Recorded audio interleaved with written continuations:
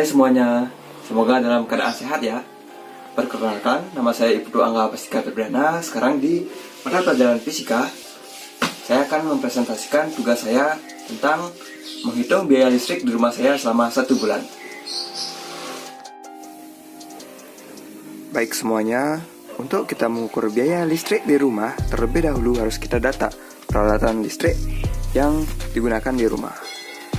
Contohnya di rumah saya, berikut data alat-alat listrik di rumah, dari lampu di kamar tidur, ruang tamu, lampu di beranda, TV, kulkas, setrika, charger, kipas angin, hingga magic jar. Baik, untuk menghitung biaya listrik di rumah selama 1 bulan, dapat kita cari terlebih dahulu total daya yang digunakan dalam 1 hari. Setelah tadi mengetahui alat-alat listrik yang ada di rumah, dari jumlahnya, dari daya, dan rata-rata waktu pakainya, maka untuk mencari total penggunaan daya selama 1 hari, dapat kita kalikan jumlah alat listrik tersebut, daya yang digunakan, dan rata-rata waktu pakai. Baik, yang pertama itu ada lampu di kamar tidur saya, itu jumlahnya 1, dan daya yang digunakan adalah 5 watt, dan rata-rata waktu pakai sekitar 2 jam. Jadi, seperti yang saya sampaikan tadi, untuk mencari total penggunaan daya 1 harinya, dapat kita kalikan dari jumlahnya, yaitu 1 kali 5 watt kali 2 jam, yaitu menjadi 10 watt hour atau 10 WH. Lanjut, lampu kamar tidur adik, itu jumlahnya ada 1, daya yang digunakan 5 watt, dan rata-rata penggunaannya dalam 1 hari itu 9 jam. Jadi totalnya menjadi 45 WH. Selanjutnya lampu kamar tidur di kamar orang tua saya, itu jumlahnya 1, daya yang digunakan 8 watt, rata-rata waktu pakainya sekitar 10 jam, menjadi 80 WH. Yang keempat, lampu di ruang tamu, itu jumlahnya 1, rata-rata daya yang digunakan 10 watt, dan rata-rata penggunaannya 3 jam per hari.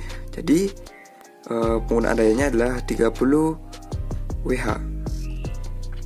Yang kelima, lampu meja belajar, itu jumlahnya 1, daya yang digunakan yaitu 3 watt, untuk waktu rata-rata waktu pakainya 2 jam, jadi totalnya 6 WH. Selanjutnya lampu di beranda, itu jumlahnya 1, daya sebesar 18 watt, digunakan rata-rata 5 jam per hari, totalnya 90 WH. Selanjutnya yang ketujuh, lampu dapur, itu ada 1, daya yang digunakan 10 watt, rata-rata penggunaannya 4 jam, totalnya yaitu 40 WH. Yang ke-8, lampu di kamar mandi, itu jumlahnya 1, daya yang digunakan 10 watt, dan rata-rata penggunaannya sekitar 2 jam 1 harinya, totalnya menjadi 20 WH.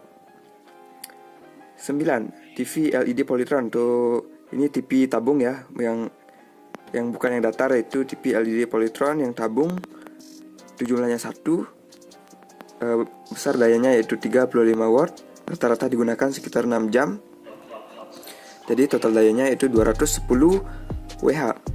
Selanjutnya TV LCD Polytron, itu TV yang layar datar yang tipis, itu jumlahnya 1, daya yang digunakan 60 watt, rata-rata waktu pakai itu sekitar 2 jam, jadi totalnya itu 120 WH.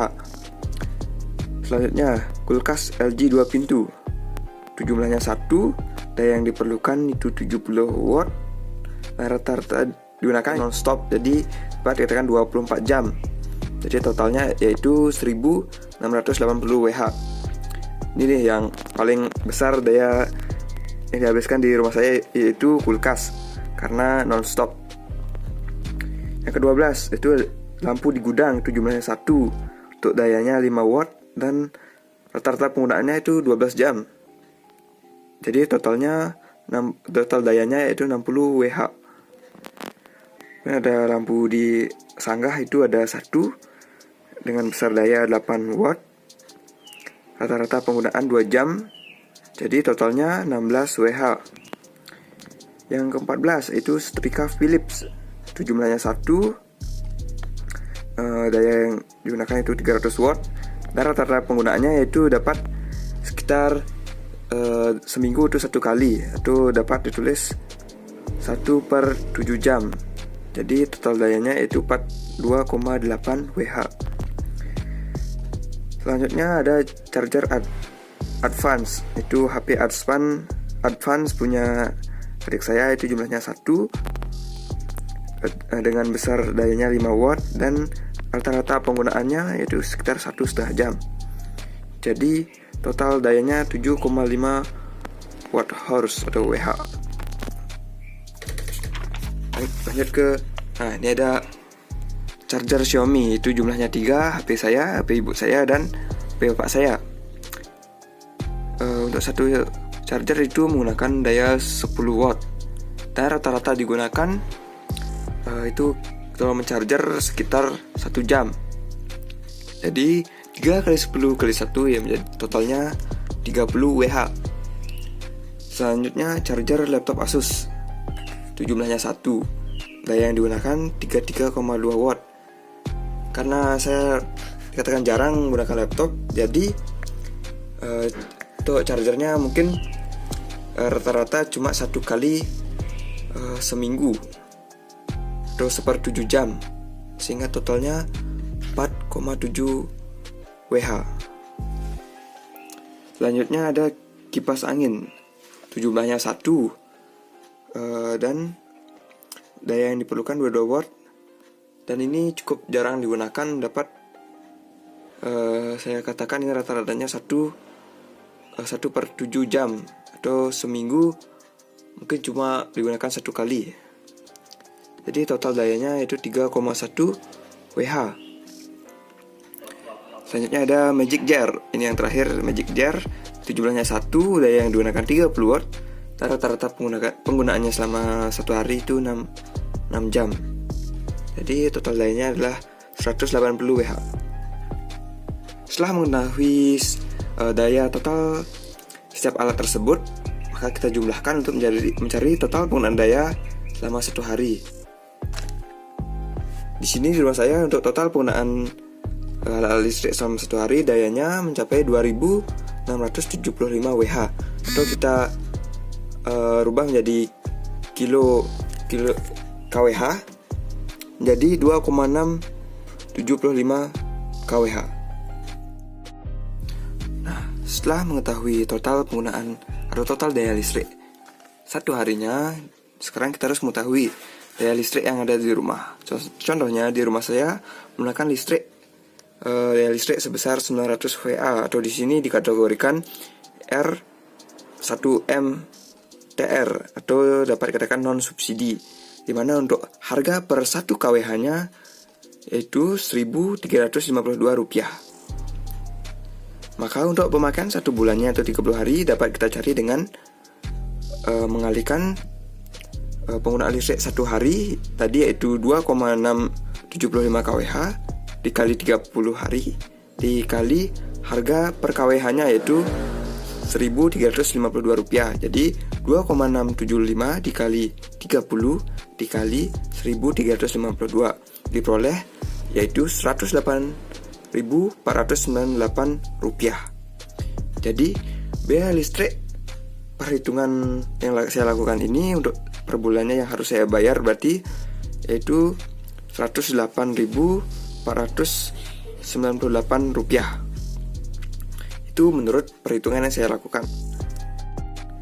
Nah, sedangkan sesuai struk tagihan pulsa listrik yang biasanya saya beli setiap akhir bulan, di sini saya pakai bulan Juli 2020, itu saya beli pulsa listrik Rp100.000, belum termasuk admin bank. Jadi jika kita bandingkan dengan penghitungan manual biaya listrik tadi dengan struk PLN yang tadi Rp108.498, sedangkan di struk PLN itu Rp100.000, jadi terdapat selisih Rp8.498, atau jika dihitung secara kWh itu ada selisih 6,28 kWh. Nah, kemungkinan selisih terjadi karena di penggunaan rata-ratanya. Di sini mungkin saja untuk penggunaan rata-rata tidak 100% tepat sesuai yang saya catat, meskipun saya sudah berusaha untuk penggunaan rata-ratanya sudah saya data dengan sangat tepat, namun tetap saja ada perbedaan sedikit. Selain itu, selisih juga terjadi karena mungkin perbedaan akurasi alat PLN yang sangat kecil, namun tetap saja itu berpengaruh. Nah, itu saja penjelasan saya tentang menghitung biaya listrik di rumah saya selama 1 bulan. Saya mohon maaf jika ada kata-kata saya yang salah, dan terima kasih.